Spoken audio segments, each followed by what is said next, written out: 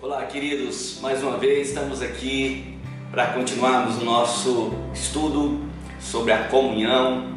Espero que seja um tempo proveitoso. Desejo mesmo que Deus possa abençoar a sua vida e com muito carinho que nós estamos aqui para seguir, com todo o nosso empenho para trazer realmente algo novo de Deus para o seu coração. Semana passada nós estudamos a respeito dos mandamentos recíprocos e a tarefa que nós demos para vocês foi exatamente praticar alguns desses mandamentos. Você conseguiu praticar então esses mandamentos? Conseguiu? Se você conseguiu, qual foi o resultado? Como que foi que isso aconteceu?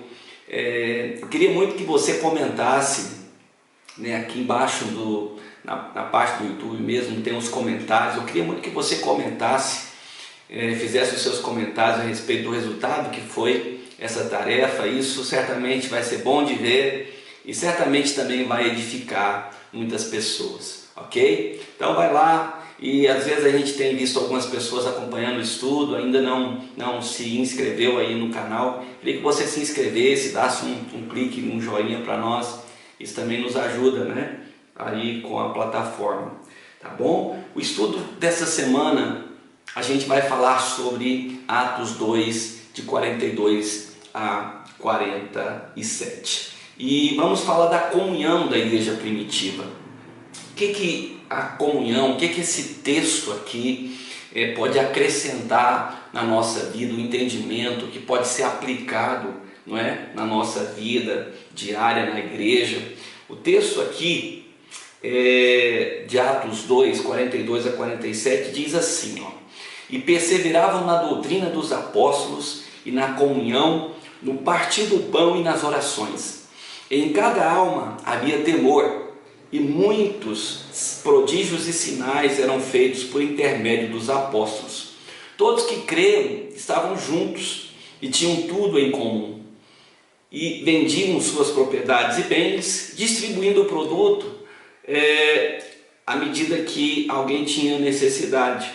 Diariamente perseveravam unânimes no templo, partiam pão de casa em casa e tomavam as suas refeições com alegria e singeleza de coração, louvando a Deus e contando com a simpatia de todo o povo. Enquanto isso, o Senhor lhes acrescentava dia a dia os que iam sendo salvos.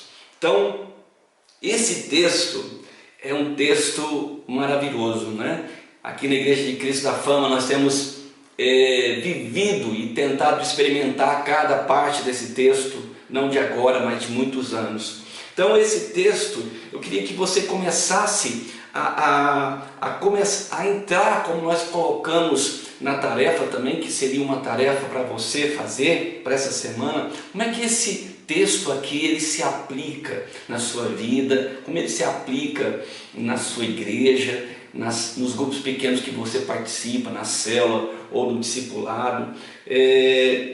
Se você puder, depois também, deixe alguns comentários, vai ser bem-vindo para nós, com toda certeza.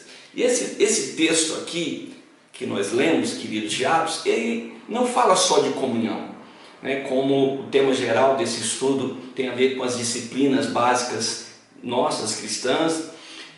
Nós vamos ver nesse texto aqui, não só falando da prática da comunhão, como de outras práticas espirituais muito importantes para a gente ver. Então, o que a gente consegue? Você conseguiu detectar aqui quantas disciplinas espirituais quando você leu esse texto? Imagino eu que você tenha encontrado pelo menos 4 disciplinas, que é a disciplina da palavra, da comunhão, da oração e o testemunho cristão, Então existe uma outra disciplina que inclusive nós vamos estudar daqui a um tempo, nós vamos estar seguindo no estudo, que é a vida simples, mas é um estudo que serve de base, Então a vida simples ela vai nos ajudar a estabelecer ou praticar essas demais disciplinas que nós falamos aqui. Uma das características principais da igreja primitiva, que o texto nos fala, querido, é que essa igreja ela perseverava nessas práticas, dessas disciplinas. Então, a igreja primitiva era uma igreja que perseverava na doutrina dos apóstolos, ou seja, na palavra. A palavra era ensinada, a palavra era vivenciada, era valorizada. Então, essa igreja era uma igreja que valorizava a palavra de Deus, que ensinava a palavra de Deus e vivia a prática da palavra de Deus na sua vivência. A segunda coisa é que essa igreja, eles perseveravam na comunhão, que é o estudo que a gente está falando aqui nesses dias. Então eles perseveravam na comunhão, ou seja, era uma igreja que estava envolvida significativamente na vida uns dos outros. Havia um esforço para participar de reuniões coletivas, ou seja, onde as pessoas iam não apenas para receber, mas também para doar da sua vida. Eles se esforçavam para estarem juntos. Eles estavam reunidos nas casas, eles estavam reunidos no templo. Mas uma coisa que era interessante quando a gente fala de comunhão, havia uma disposição para estarem juntos. O texto fala isso nos versos 44 e 46. Eles também perseveravam na oração, era uma igreja que orava, e por causa de uma vida intensa de oração, a gente vê no versículo 43 que muitos sinais e prodígios aconteciam naquela igreja.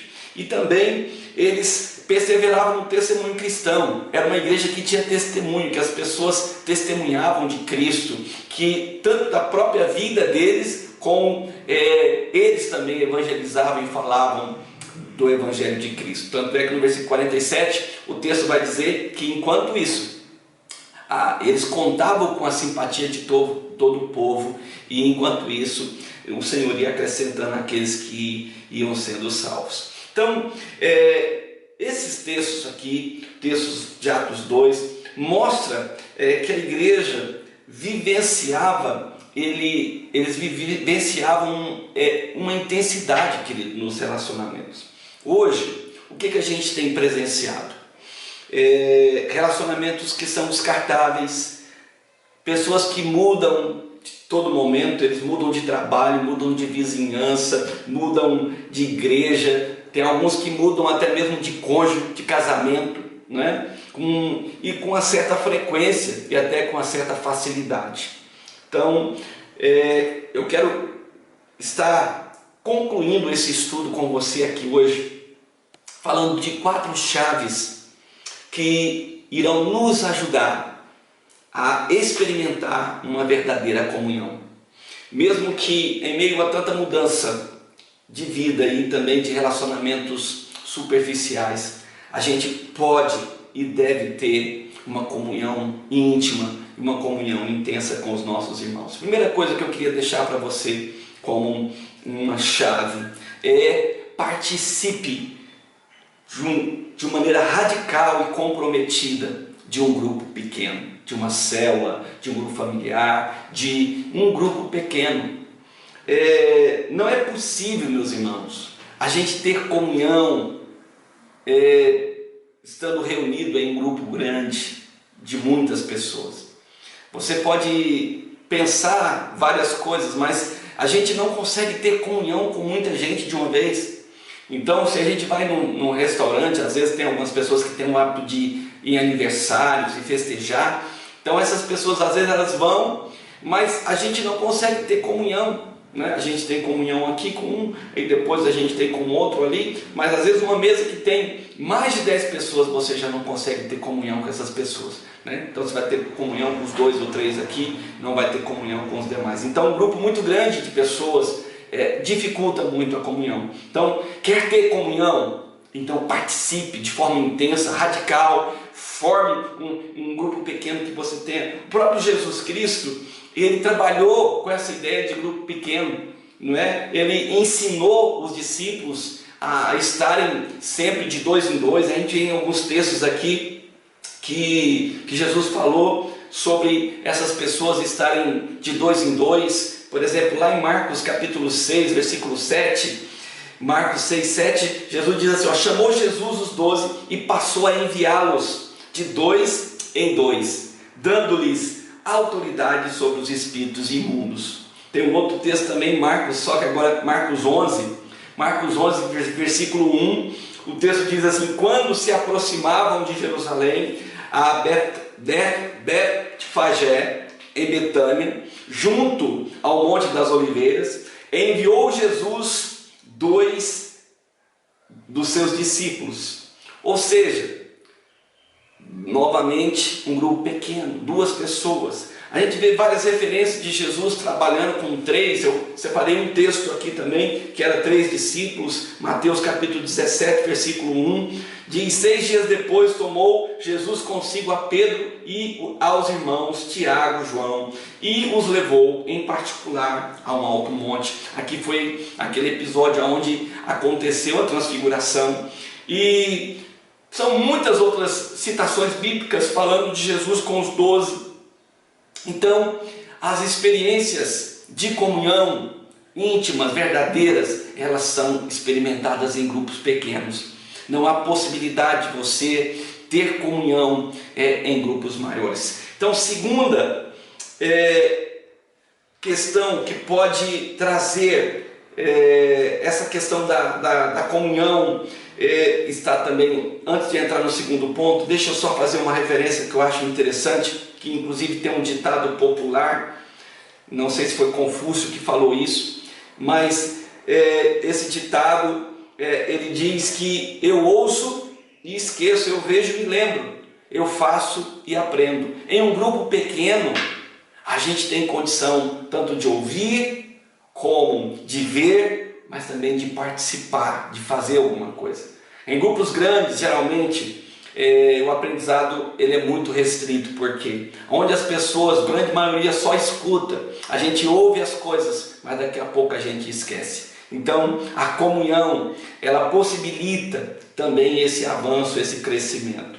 Pense nisso. Então, uma segunda coisa interessante para você ter uma comunhão genuína é estar num ambiente, queridos, de amor e de aceitação. O que a gente está falando aqui? Esse ambiente que vai nos encorajar a ser transparente. A gente que lida com pessoas, a gente até mesmo encontra pessoas que estão desejosas de compartilhar da sua vida, de abrir a sua vida, de procurar questões muito profundas, mas o que impede? A confiança. Então o ambiente às vezes não é confiável, e onde não existe um ambiente de amor, de confiança, as pessoas não conseguem ser transparentes. Então, quanto mais confiável, mais transparentes são as pessoas. Quanto mais o ambiente, ou seja, você imagina que as pessoas elas estão querendo se interagir, mas às vezes o ambiente não é propício para isso e as pessoas não conseguem. Então a igreja, ela precisa ser esse ambiente, meus amados. Nós precisamos lutar com toda a nossa força para encontrar esse ambiente seguro, de amor, de aceitação, onde as pessoas, mesmo tendo um problema, um defeito, um pecado, ela tem a confiança de chegar e pedir ajuda. E tem um texto, só para ilustrar o que eu quero dizer, tem um texto em Romanos capítulo 12, versículo 15, que diz assim: alegrai-vos com os que se alegram e chorai com os que choram. Algumas pessoas já conversando comigo certa feita diz: pastor, chorar com os que choram não é muito difícil, mas às vezes se alegrar com os que se alegram é complicado. E por que isso acontece? Porque quando a gente chora com os que estão chorando, a intenção eles estão piores do que a gente, não é? Quando a gente vai sorrir com o que está se alegrando, é porque ele teve uma vitória. E se ele teve uma vitória, eu quero me alegrar com ele. Mas nem sempre a gente consegue se alegrar com a vitória dos outros. E isso mostra exatamente esse contexto que a gente vive, não é? Esse contexto de disputa.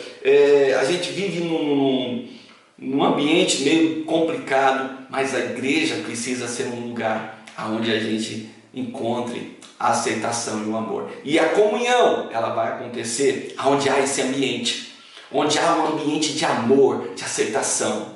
A terceira questão que eu quero deixar para você é que exista humildade em nós, a ponto de importar mais com os outros do que consigo mesmo. Quero ler um texto para você, que está em Filipenses capítulo 2, versos de 1 a 5. Filipenses 2, de 1 a 5 diz assim: se há, pois, alguma exortação em Cristo, alguma consolação de amor, alguma comunhão do Espírito, se há entranhados afetos e misericórdias, completai a minha alegria, de modo que penseis a mesma coisa, tenhais o mesmo amor, sejais unidos de alma, tendo o mesmo sentimento. Nada façais por partidarismo ou vanglória, mas por humildade, considerando cada um os outros superiores a si mesmo. Não tenha cada um em vista o que é propriamente seu, senão também cada qual o que é dos outros. Tende em vós o mesmo sentimento que houve também em Cristo Jesus. Filipenses 2, de 1 a 5. Eu preciso sempre estar pronto para servir o outro, querido. Eu preciso encorajar o outro, eu preciso levantar a autoestima do outro. Como eu falei no ponto anterior, nós vivemos em um mundo onde os indivíduos são incentivados a serem os melhores, né? Temos cursos aí para todo lado, onde as pessoas são encorajadas a serem os melhores e estar sempre por cima, não é? E é interessante isso não está errado, mas uma coisa que eu preciso entender com respeito às coisas de Deus é que eu preciso tomar cuidado nesse contexto. Qual é o cuidado? Porque no meio de muita competição, disputa, isso pode gerar muita divisão, isso pode trazer muita dor na vida de muitas pessoas. Imagina um contexto onde todas as pessoas são apoiadas e se apoiam mutuamente, onde existe um esforço para que o outro cresça e seja abençoado. Tem eu anotei aqui um exemplo que eu estava pesquisando na internet. Houve na Olimpíada de 1992 em Seattle, nos Estados Unidos, e uma corrida, né, de pessoas deficientes mentais, e conta-se que um desses caiu enquanto corria, e ele caiu e ficou meio que choroso no chão, e alguém do grupo que corria nessa corrida viu, e todo o grupo voltou, pegou esse rapaz que estava lá. Tem até uma cena que fala que uma mocinha beijou esse rapaz e falou: agora já sarou, né? E eles levantaram e chegaram juntos na linha de chegada, e houve aplausos de minutos, né? Alguns minutos de aplauso naquele estádio onde as pessoas estavam vendo aquela corrida, porque foi algo que mexeu com aquelas pessoas. Então existem muitas coisas que a gente precisa entender como ter comunhão verdadeira. Então, eu desejar o bem do outro, eu ser mais altruísta e menos egoísta, eu torcer pelo outro, quando a gente junta, quando eu desejo o bem do outro, a comunhão ela se estabelece. O problema de muita competição, de querer ser melhor do que todo mundo, é que a gente se afasta. Tem uma música que a gente já cantou em certo tempo e que mexe muito comigo até hoje. Quem anda sozinho pode até ir mais rápido, mas nem sempre vai mais longe. A comunhão, querido, ela nos fortalece, ela nos une muito mais, ela nos faz uma rede, né? E quando uma parte rompe, a outra segura. Então, quando estamos todos juntos, unidos, a gente consegue muita coisa, né? Com certeza a gente vai conquistar muitas coisas. Pense um pouquinho comigo. O que adianta a gente ter grandes conquistas se a gente não tiver com quem compartilhar as nossas conquistas? Algumas pessoas lutam tanto e ficam isolados depois com a sua conquista. Conquistar sozinho não é bom, querido. A gente precisa estar em grupo, a gente precisa ter comunhão, porque quando a gente conquista algo, a festa é grande, a gente celebra. Muitos têm conquistado muita coisa, mas quando ele descobre no final da sua conquista, ele está só, porque não conseguiu manter a sua comunhão. E o último ponto que eu quero deixar para você: conheça as necessidades dos outros que você pode responder.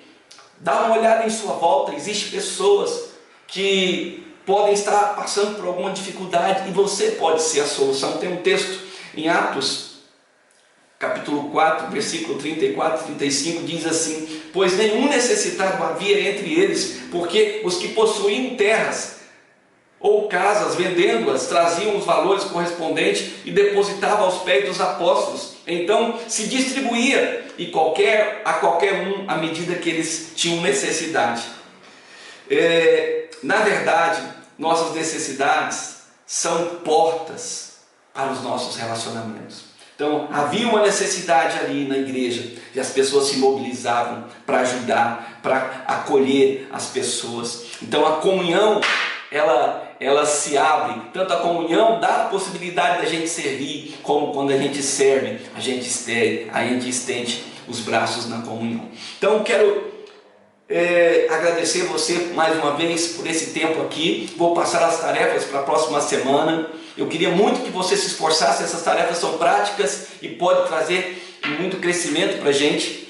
E lembrando a você, por favor, faz os seus comentários, alguma observação, qualquer comentário que você quiser colocar aí na página será muito, muito bem-vindo. A tarefa então para a próxima semana, por favor, se atente a ela. Volte lá no texto de Atos 2, 44 e 45, especificamente esses dois versículos, Atos 2, 44 e 45, e responda a seguinte pergunta: o cuidar das necessidades uns dos outros foi um idealismo romântico da igreja primitiva ou é o propósito de Deus para nós ainda hoje?